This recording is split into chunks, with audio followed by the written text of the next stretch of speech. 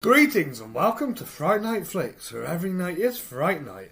Today's video ticks a few boxes. It's a continuation from my Cloverfield review, but it's also directed by Predator maestro Dan Trachtenberg, so it felt only fair to cover this with Predator Badlands now in cinema.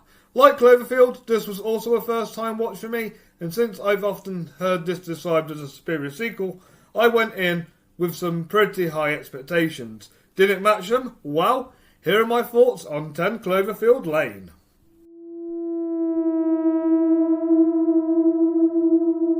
This movie feels completely different to Cloverfield. Instead of being a found footage monster movie, it's a more traditional thriller that mostly sets place inside a bunker.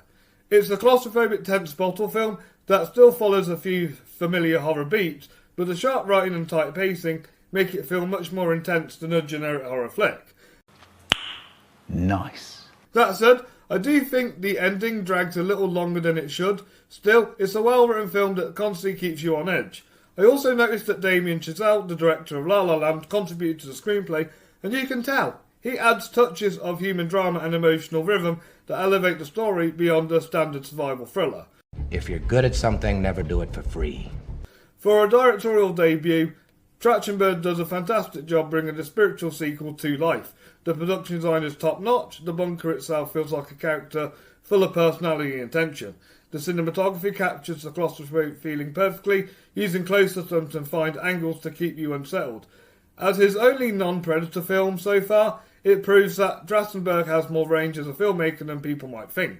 I learned something today. Mary Elizabeth Winstead is outstanding in the lead role, delivering a performance that grounds the film emotionally and makes you feel every ounce of her fear and determination. John Gallagher Jr. proves strong support and gives a few standout moments, but the real steam sealer is John Goodman. He gives one of his career best performances as the film's antagonist. Unpredictable, menacing and layered. It's easily his best serious role, and it completely changes how you see him as an actor.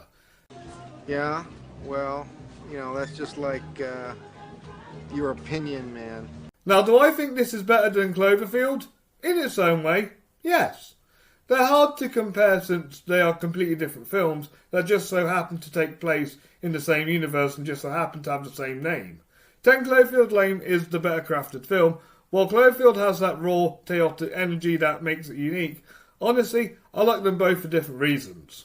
Well, whatever works for you. Before I give you my final thoughts on 10 Cloverfield Lane, remember to hit that like button, subscribe to Fright Night Flix and follow us on social media so you don't miss a single scare. Have you seen 10 Cloverfield Lane? What did you think to it? Please let me know in the comments down below and check out all my past reviews on the channel, including my review of the first Cloverfield. Now, back to the video. Finally. Overall, 10 Cloverfield Lane is a solid sequel that stands out by being completely different to its predecessor. With sharp writing, confident directing, great production design and incredible performances, it ranks as one of the best horror sequels I've covered on this channel. I like those odds. For me, 10 Cloverfield Lane gets a rating of a 9 out of 10 and a 4.5 out of 5 stars.